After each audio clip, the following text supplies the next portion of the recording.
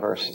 Today we're very fortunate to have with us International Grandmaster Yasser Seirawan, a very close personal friend of mine, and also the head of ICE, which is a producer of Inside Chess.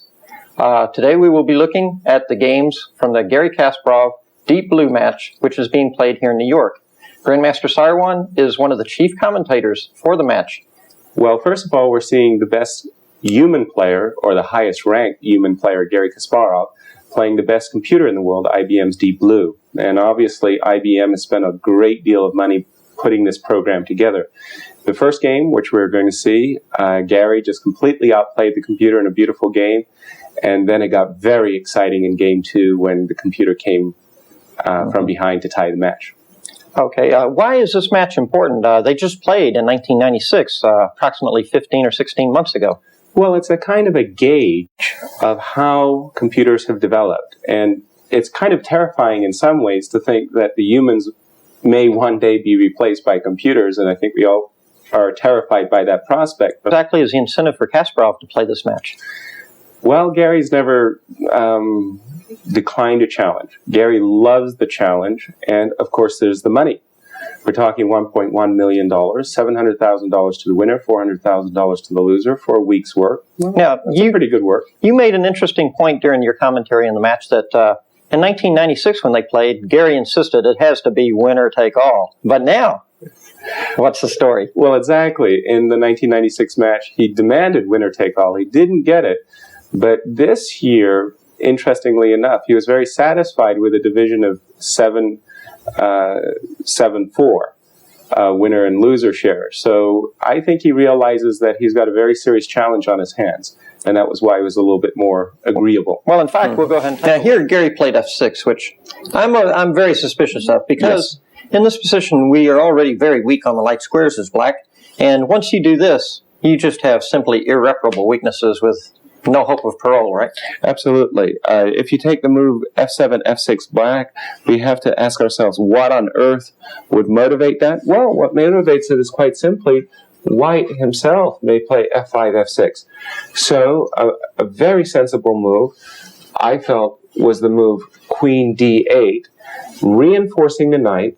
So we stop bishop takes d6, queen b6, what we saw in the game. At the same time, we stop f7, f6. After the move queen d8, I don't like black's position. Don't do this at home. But it's defensible. After the move f7, f6, Garry started shaking his head. Oh no, oh dear, because of what happened in the game. Well, apparently he realized that maybe, just maybe, he'd overlooked something. Computer spent 50 minutes on this move. I think that's wrong. I know it spent a lot of time, but that's a lot of time. That's a lot for a computer that sees 2 million positions a second. 200 million, yeah. Oh, even more. 200 million positions a second. In the end, the computer played bishop takes d6, and this is a major decision, Yasser. To give up your bishop pair, reach a bishop opposite color type position, this requires major thinking and calculation. And the computer certainly would not have given up his bishop on d6 unless it had calculated a win of material. And after giving up the bishop, it could calculate a win of material, and that's why Deep Blue did it. Okay, now there are two key variations here. The variation played in the game, which was a takes b5. And there's a variation of trying to win material immediately with queen to b6, which attacks the d6 bishop, and the b5 a6 pawn complex. Right. One of the things that we looked at in the commentary audience was a double pawn sacrifice. Rook a8, d8, a takes b5, rook a8, b8, queen takes a6, and now this move e5, e4. So what happens is white has gained complete dominance over the a5, but his rooks no longer are so meaningful. And in the meantime, the major thing that's happening in the position is this hit, queen e8, e5. Just take a look, queen here, and then you have... Which bisects white's position. f5 pawn hanging, check is on, c3 is on. Plus, you have your own pass pawn. And a good blockade on the dark squares. So Deep Blue's choice was actually a superb one. Okay, so Deep Blue had this decision of queen b6 winning 2 pawns. He saw that after e5, e4, there was plenty of compensation for black. So he made the right decision. A takes b5, A takes b5, and now we have the big controversy. And this is the position that set Garry Kasparov off. Because the computer made an unbelievably refined positional move, bishop on c2, e4. The idea of bishop c2, e4 is just to cut out all opportunities of counterplay, such as the variation we just saw. But Garry Kasparov, who was shaking his head on stage, understood that he was now lost and that the computer should play the move queen f2, b6. In the view of Garry, this wins material by force, there's absolutely no compensation, and that after carrying it out for 25 ply, he'd still be lost. That's approximately 12 and a half moves. Precisely. And he looked at it deeply, deeply, deeply, and so he got himself wound up, and he said, how is it conceivable that a computer would decline the opportunity to win material by force, which leads to a one position, and instead make a positional move? So, after this controversy erupted, I discussed this with Michael Valvo to get further clarification and see what kind of security measures have been taken. And they said, oh, well, Ken Thompson sits back behind the computer a few feet off the stage where Gary's actually playing, and he gets a printout as all the moves are played, and he can see. And he said 20% of the time, the computer will play the first move it considers. 80% of the time, it will play the move that it pushes out to the furthest ply. So we asked, did Garry ask for a printout of this? The response was, yes, he did, but the IBM team was afraid to give it to him because they didn't want him to learn how the computer thinks. So we pressed the case and said, well, exactly which move was the computer thinking in this position? Well, Ken said that the computer was primarily focused all the way out to the very end on playing queen b6, and then at the last minute, on the last ply, it changed, and boom, bishop e4 was the choice. So this absolutely did nothing in my mind to clarify the issue at all. Absolutely, and it certainly did nothing to clarify the issue for Garry either. And Garry was very, very heated up about this whole issue. But quite frankly, the computer, as we've seen, has played a lot of bad moves in this match, some really great ones too, mind you. But Gary's playing the computer, not any human. Yes, but in this game, the computer played at another level. And the computer played it like a human. That was White played at another level in this game. Exactly. So after bishop e4, Garry played rook takes a2, queen takes a2, and queen d7. At this point, it's actually all downhill for Kasparov. His real problem is that he's got several weaknesses in the position that he has to cover.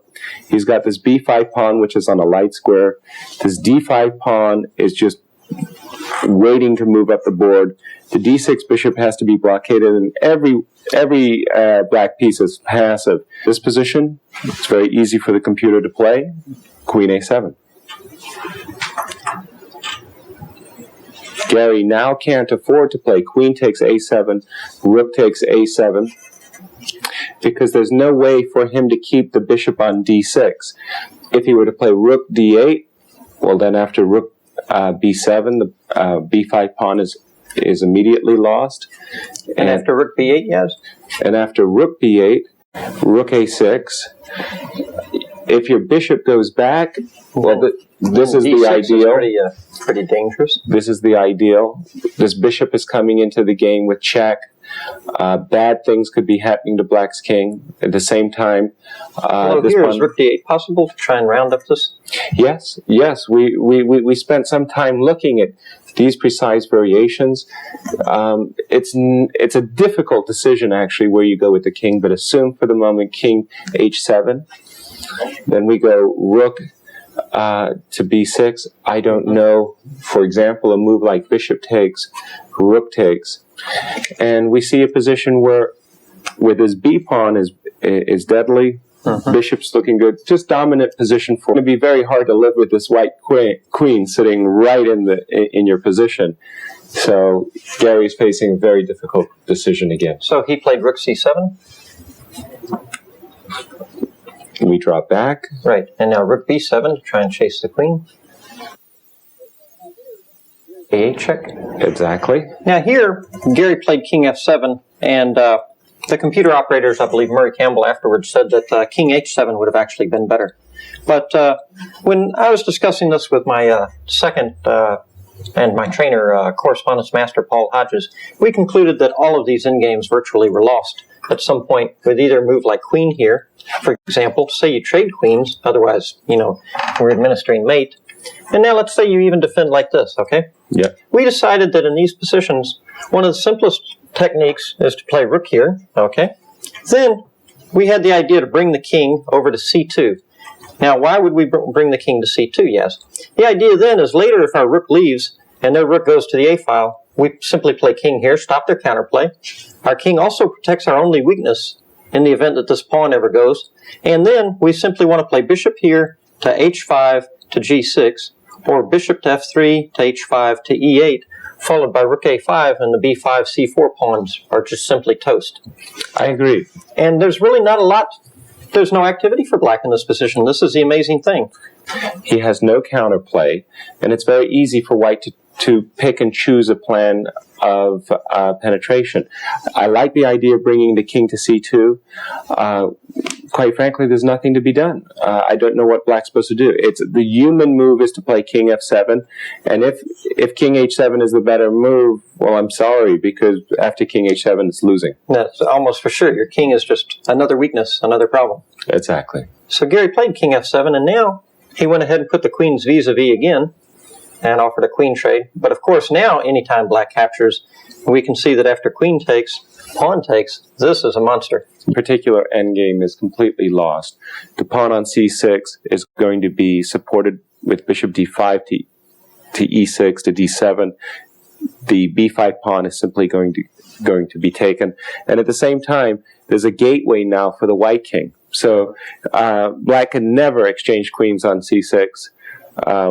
It would just be hopeless. By a gateway, do you mean gateway computer? No, I don't. Just a gateway to the position.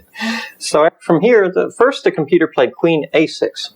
Now, of course, queen d8 is not bad, but queen a6 is also very strong. And Garry played queen c7. And now the computer played queen c6, which threatens queen e8 checkmate, right? Exactly. So Garry played queen b6 check, and now we have another very controversial moment in the game. The choice is, where should Deep Blue move his king? Should he play king h2, king h1, or king f1? He could also consider the exchange of queens, although in this particular case, the king already on f7 gives black extra defensive possibilities. Mainly because he has another piece to support this bishop. Precisely. Well, in hindsight, in perfect hindsight, king h1 just wins on the spot because it wouldn't allow any of these crazy perpetuals that are possible later in the game. But instead, the computer chose what we all thought was a good decision at the time, king f1, and Garry played rook b8, and now came the killing move, rook a6, attacking the queen, attacking the bishop. We all assumed that queen takes queen, d takes c6 was forced, and Garry, rather than try to play this particular endgame, chose to resign. And I must say that there was a mass hypnosis in my auditorium, in the press room, anybody even remotely connected to the game. We all thought that Garry made an appropriate decision and resigned. What was amazing to each and every one of us is when we all started getting tons of email from our chess community. Why did Garry Kasparov resign? Why didn't he play queen e3 and just force a perpetual? Yes, sir, if I might point out, most of us grandmasters had such faith in Garry and in the computer that we all shrugged very self-assuredly and said, well, Garry resigned because he was lost, right? Of course we did. Of course we did. I mean, first of all, Garry Kasparov, the world's highest rated human player, is not going to resign in a drawn position. It's absolutely unprecedented in the history of chess that any champion or former world champion would ever resign a drawn position. I know of no historical precedent for it. After queen e3, we all made the sweeping assumption that queen takes d6 with the threat of queen c7 check, picking up the rook with check. There is no perpetuals in this moment for black. That, well, it's that simple. Let's just be sure that there's no perpetuals. Well, also, the other thing to point out is if queen takes bishop, queen check, and queen takes rook check. Exactly. I just scarfs pointed up that out. Right. Oh, okay. One of us will get edited. Okay. So after queen takes d6, we saw that there's no perpetual check. The rook is hanging with check. You resign. But then came this incredible move, rook e8, and we said, well, we're a piece up. Let's just avoid the perpetual check. So the first idea of avoiding the perpetual check was bishop f3, queen c1 check, king d2, queen d2 check, bishop e3 we discussed, check, check, and bishop here. And now comes queen e3 check. And I remember we discussed this when we were actually on the way to the studio the first day. Absolutely. And here we decided that after king here, check, king here, and we were rather pleased with ourselves. That after king h1, we'd cleverly managed to avoid queen c1 with check, and we felt quite okay, right? Indeed, because of the threat of bishop h5, black would be forced to try to grab the bishop, and now we have the position where we can set up a mate king on back. The 7th rank. And the queen can't come back to defend. And there's no perpetual. And the rook is under attack.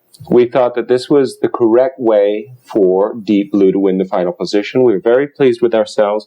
And then we came right back to this position, and then you, Ron, you disturbed my sleep by saying, Yasser, why do we give the queen e3 check? What are you going to do if I take the pawn? And I said the same thing. He said, and you told me, well, after this, king e2, queen b2 check, or rather, queen d3 check. Queen d3 check. So, and after... Eventually on king f2 or king f1, say, then queen d4 is a very, very reasonable move.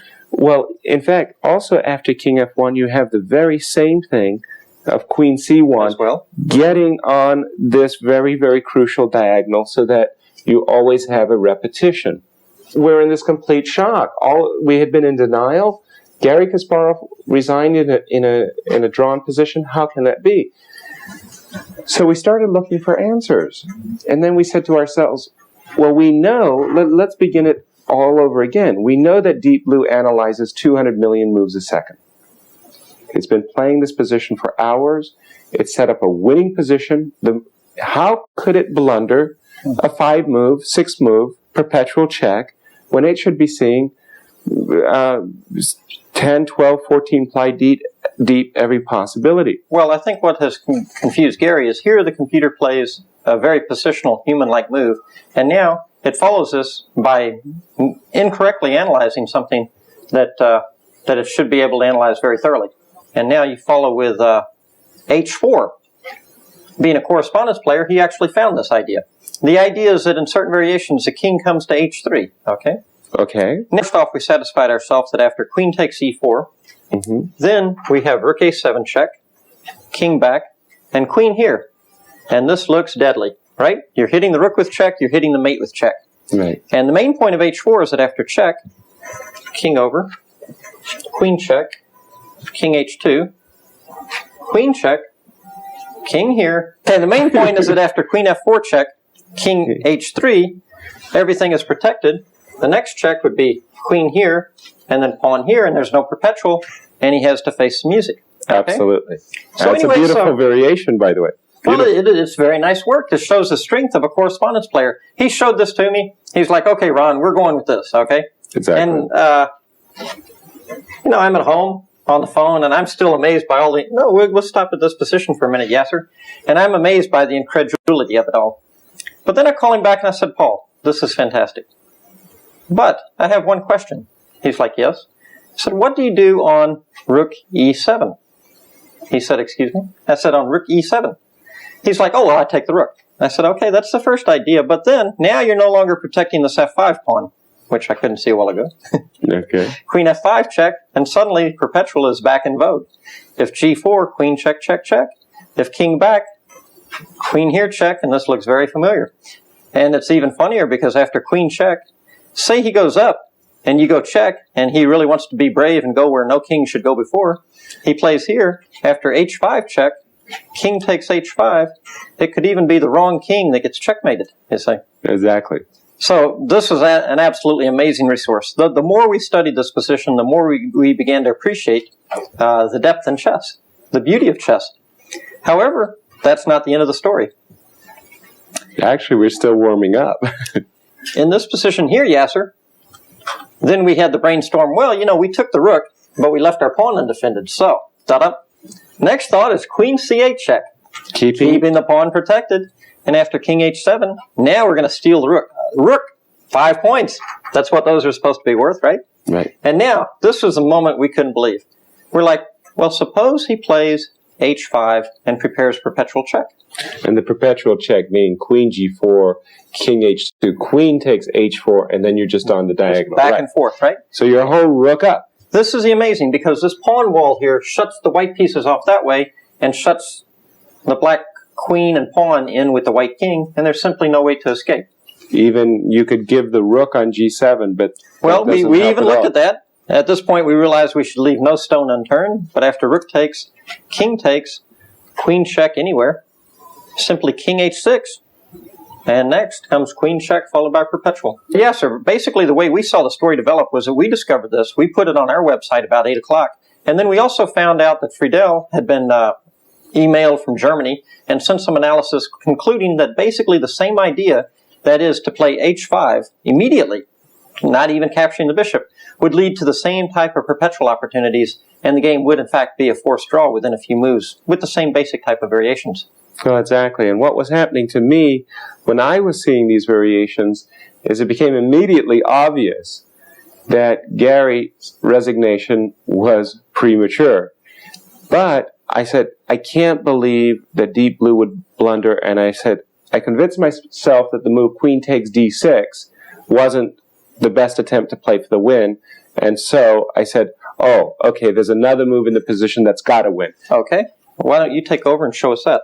Well, I thought that after queen e3, and again, the feeling at the time of queen e3 was that this was a desperado.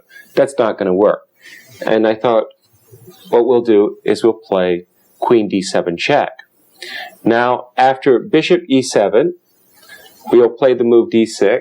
I'll let the audience work it out for themselves, but there are several checkmates in 4 and 7.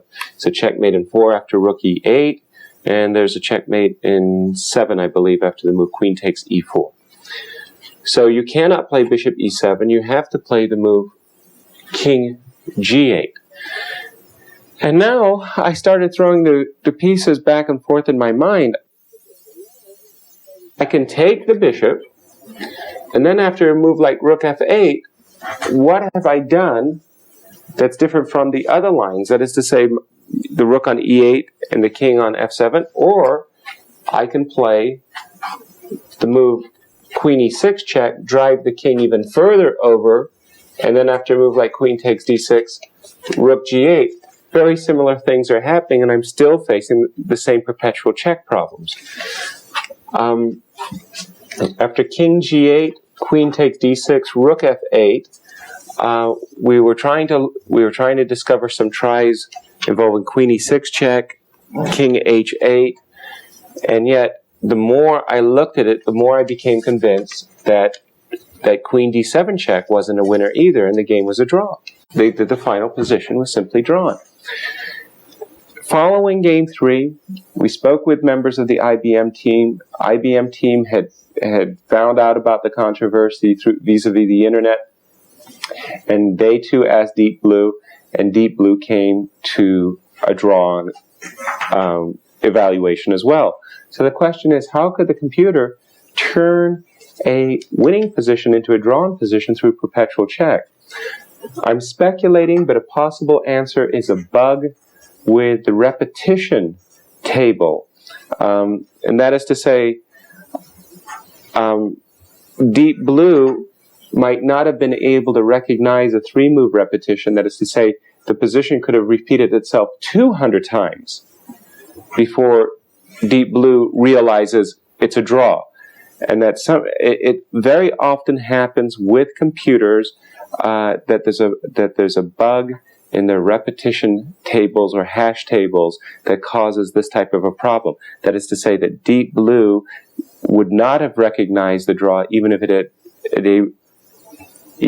had seen the repetition 200 times. That's true, actually. Analyzing with my computer sometimes, I notice that in positions where your material advantage is, it'll keep saying your material advantage and keep playing queen checks, keeping the material advantage, but not realizing that it's just going around in a circle. Exactly. And this is very, very, very common to computers. So after king h1, now, for example, rook b8. Rook b8. Queen d7 check. King g8. Rook a7, Yasser. Threatening mate. Bishop f8. d6, activating the d pawn as we discussed before. Now it's interesting to note queen d6 loses in very nice fashion. You can't take with the bishop, obviously, because of the mate. Queen check, king here, or here, either way. And bishop e4, and you can see black is literally in the box. And he's got a little traffic congestion problem here. And queen g8 is going to be checkmate. King h8. Okay. Bishop d5. Trying to set up the same kind of mate. Right. Queen e3 now. With the idea of the perpetual. Right. And now here's the most amazing thing, is rook a2, Yasser. Winning. Rook now, a2 winning. Now this is a strong statement, winning. Okay, but when a correspondence player or a computer tells you winning, you have to take note. You tend to believe them. And the point here is that after queen c3, just follow through his idea, queen e6, and again with f8 and the king on h8. Queen c1 check. Black's last effort always is to go for the perp. And now we see the point of rook a2, which is that after queen here check, voila, g3, if the pawn will go there, and you are protected. A pretty variation. Now the other point, Yasser, is that in this position, instead of queen e3, trying to set up a perpetual, let's say he goes queen f2, again trying to set up the same type of queen check, check, this type of business, okay? Right. Now, it's you don't amazing. have rook a2. And you don't have rook a2, but you have rook a1. And again, you have the same similar type idea. Let's say he plays queen b2. Now you play the amazing paradoxical rook g1. And this is how you attack black. You take your rook from a7 and you stick him on g1. But the point is, the only weakness, the only problem that white had trying to win the game was that his king was weak. Exactly. So this is kind of a division of labor, right? The rook comes back to help secure the king. The queen, bishop, and pawn overpower the weaknesses in the light square. And there is a certain amount of logic to it. And after rook g1, queen takes c3.